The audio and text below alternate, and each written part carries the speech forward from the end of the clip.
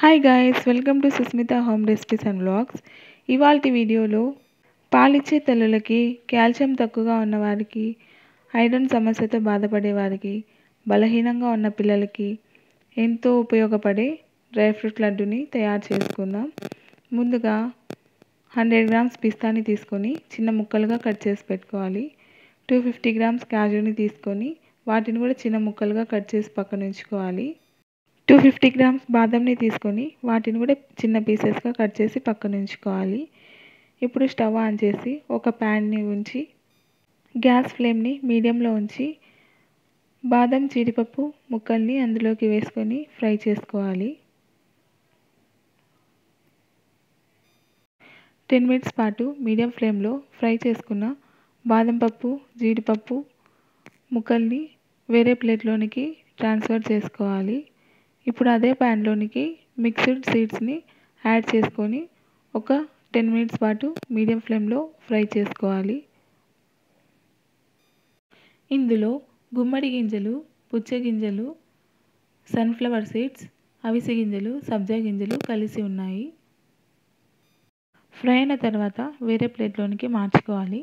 ఇప్పుడు 50 గ్రామ్స్ వరకు తెల్ల నువ్వుల్ని ప్యాన్లోకి వేసుకొని చిటపటలాడుతూ మంచి ఫ్లేవర్ వచ్చే వరకు ఫ్రై చేసుకోవాలి. ఫ్రై చేసుకున్న వీటిని కూడా వేరే బౌల్లోనికి ట్రాన్స్ఫర్ చేసుకోవాలి.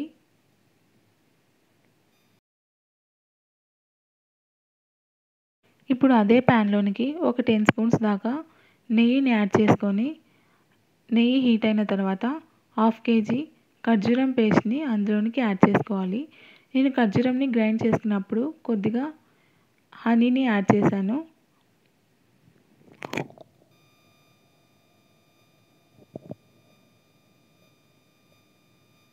గ్రైండ్ చేసుకున్న ఖర్జూరం పేస్ట్ని నెయ్యిలో 2 మినిట్స్ వరకు ఫ్రై చేయాలి.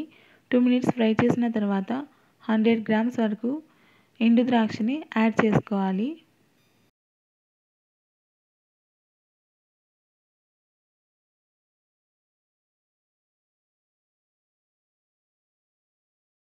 కిస్మిస్ని మిక్స్ చేసిన తర్వాత ఇందులోనికి పిస్తా పలుకుల్ని యాడ్ చేసుకోవాలి.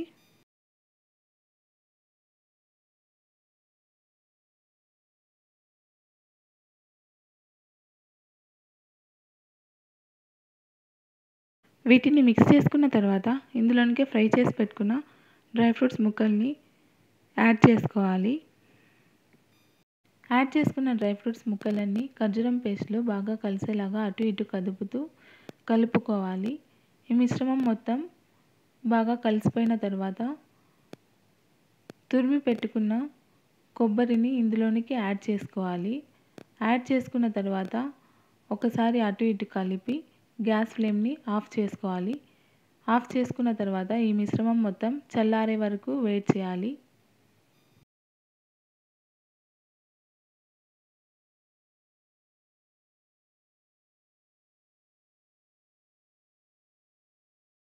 చల్లారిన ఈ మిశ్రమాన్ని చేతి సహాయంతో మరలా ఒకసారి మొత్తాన్ని కలుపుకోవాలి. చేతి సహాయంతో కలుపుకోవడం వల్ల అన్నీ ఈవెన్గా కలిసిపోతాయి. ఇప్పుడు ఇదే మిశ్రమంలోనికి వేయించి పెట్టుకున్న నువ్వులని యాడ్ చేసుకోవాలి. యాడ్ చేసుకొని మరలా ఒకసారి కలుపుకున్న ఈ మిశ్రమాన్ని కొద్ది కొద్దిగా చేతిలోనికి తీసుకొని ఉండలుగా చుట్టుకోవాలి. మనం ఇందులోనికి ముందే నెయ్యి యాడ్ చేసాం కాబట్టి ఉండలు చుట్టేటప్పుడు మన చేతికి నెయ్యి కానీ నూనె కానీ ఏది రాసుకోవాల్సిన అవసరం లేదు.